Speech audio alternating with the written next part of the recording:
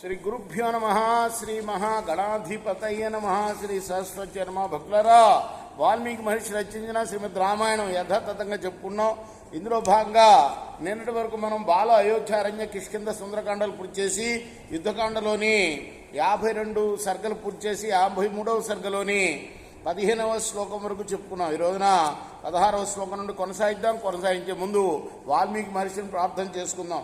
పూజంతన్ రామ రామేతి మధురం మధురాక్షరం ఆరుహ్య కవితా శాఖాం వందే వాల్మీకి కోకిలం సమర్థ సద్గురు సాయినాథ్ మహారాజ్ కీ జై.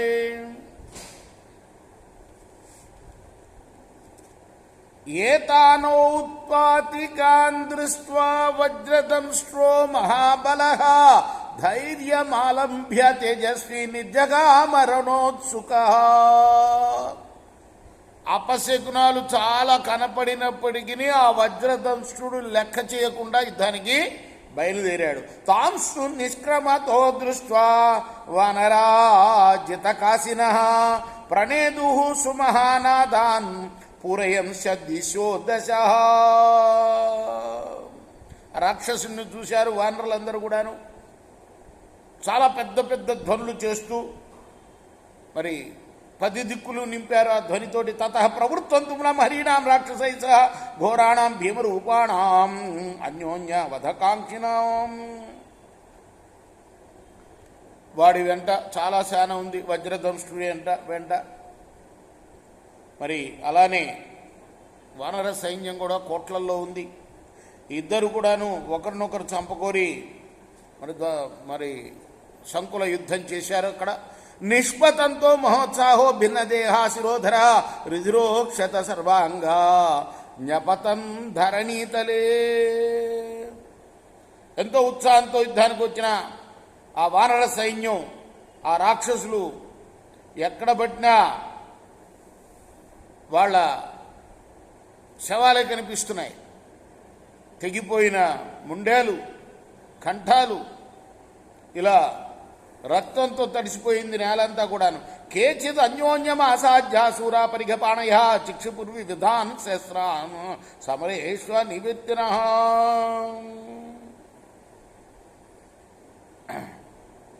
యుద్ధంలో వెనక్కి తిరగని రాక్షసులు కొందరేమో పరిఘాల్ని పట్టుకొని, మరికొందరేమో అనేక రకాల ఆయుధాలు ధరించి మరి పోరుని పెంచారు. ద్రుమాణాంచ శిలానాంచ శస్త్రాణాంచాపి నిస్వనః శ్రూయతే సుమహాంస్తత్ర ఘోరో హృదయభేదన. అలానే వానరులు కూడా పెద్ద పెద్ద వృక్షాలని, శిలను ప్రయోగించారు. ఆ ఇద్దరి యొక్క పరస్పర ఆయుధాల ధ్వనికి భూమి అంతా దద్దరిల్లింది. రథనేమిస్తనస్తత్ర ధనుషశ్చాపి ఘోరవత్ శబ్దభేరి మృదంగానాం బభూవ తుములస్వనః. ఇంకా అక్కడ మరి రాక్షసులందరూ రథాల మీద వచ్చారు కాబట్టి మరి ఆ రథచక్రాల ధ్వని, మరి ఒకవైపు ధనస్సుల ధ్వని, శంఖభేరి మృదంగల ధ్వని ఎక్కడ అంతరా కూడా యుద్ధభూమిలో వ్యాపించింది.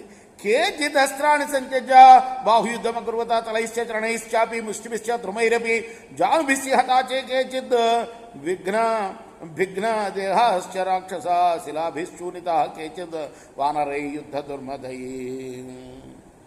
కొందరు రాక్షసులైతే అస్త్రాలను వదిలిపెట్టి బాహుయుద్ధం చేశారు వానరులతోటి. ఇంకా కొంతమంది వానరులు రాక్షసుల్ని తమ అరచేతులతోటి, పాదాల చేతులతోటి, పిడికిళ్లతోటి, వృక్షాలతోటి కొట్టి విరగొట్టారు. మరికొందరిని మరి పెద్ద పెద్ద బండలు నెత్తి మీద వేసి పొడి పొడి చేశారు. వజ్రదంష్ట్రో భృశం బాణైరనే విత్రాసయన్ హరీన్ చచార లోక సంవారే పాశహస్తైవాంతక. వజ్రదంష్ట్రుడు కూడా అనేక బాణాలు ప్రయోగించి వానరులను భయపెడుతూ ప్రళయకాల యముళ్లాగా మరి సంచరించాడు యుద్ధభూమిలో. బలవంతోస్త్ర విదిశో నానా ప్రహరణారణే జగ్నర్వానర సైన్యాన్ని రాక్షస క్రోధమూర్ఛిత. అనేక మంది రాక్షసులు తమ యొక్క బలంతో అనేక మంది వానర సైన్యాన్ని చంపారు. జగ్నేతాన్ రాక్షసాన్ సర్వాన్ దృష్టో వాలిష్టోరనే క్రోధేన ద్విగుణావిష్ట సంవర్తకై వాన్ల. అయితే ధైర్యవంతుడైన అంగదుడు ద్విగుణీకృతమైన కోపంతో ప్రళయాగ్నిలాగా ఆ రాక్షసులందరినీ చంపేశాడు. తాన్ రాక్షసగణాన్ సర్వాన్ వృక్షముజ్జమ్య వీర్యవాన్ అంగద క్రోధ తామ్రాక్ష సింహ క్షుద్ర ముగా నిభాచకార కథనం ఘోరం శక్రతుల్య పరాక్రమ. శక్రతుల్య శక్ర అంటే దేవేంద్రుడు అనమాట.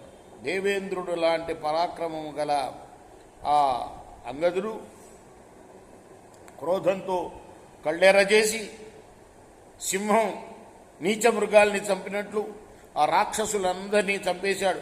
అంగదాభిహతాస్తత రాక్షస భీమ విక్రమ విభిన్న శిరస పేతురుణ్ణి కృత్వా ఇవ పాదపాం.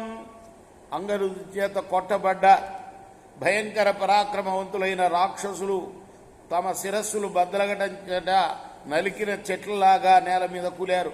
రథై చిత్రైర్ ధ్వజైర్ అశ్వై శరీరైర్ హరిరక్షస రుధురౌఖేన సంచన్న భూమిర్ భయకరా తదా. అప్పుడు రథాల చేత చిత్రములైన ధ్వజాల చేత గుర్రాల చేత వానర రాక్షసుల శరీరాల చేత రక్త ప్రవాహం చేత కప్పబడింది. భూమి అంతా భయంకరంగా కనబడింది. హారకేయూర వస్త్రైశ్చ ఛత్రైశ్చ సఫలంకృత భూమిర్భాద్రనే తత్ర శారదీవ యథా నిశా. యుద్ధంలో హారాల చేత బాహుపురుల చేత వస్త్రాల చేత ఛత్రాల చేత అలంకరింపబడిన భూమి శరత్కాల రాత్రిలాగా ప్రకాశించింది. అంగదస్య చ వేగేన తద్రాక్షస బలం మహత్ ప్రాకంపత తదా తత్ర పవనేన అంబుదో యదా. అప్పుడు ఆ యుద్ధంలో రాక్షస సైన్యం అంతా కూడా అంగదుడి యొక్క ఆ యుద్ధ వేగానికి గాలికి మేఘాలు పరిగెత్తినట్లుగా పరిగెత్తిపోయాయి, కంపించిపోయి పరిగెత్తాయి. ఈ చార్షే శ్రీమద్ రామాయణే ఆదికావ్య యుద్ధకాండే 53 సర్గ. ఇది వాల్మీకి ఋషి ప్రోక్త రామాయణ మహాకావ్యంలో ఇతిహాసంలో యుద్ధకాండలోని 53వ సర్గ. రేపు 54వ సర్గ ప్రారంభం చేద్దాం. కృష్ణార్పణమస్తు. సాయి కృష్ణార్పణమస్తు.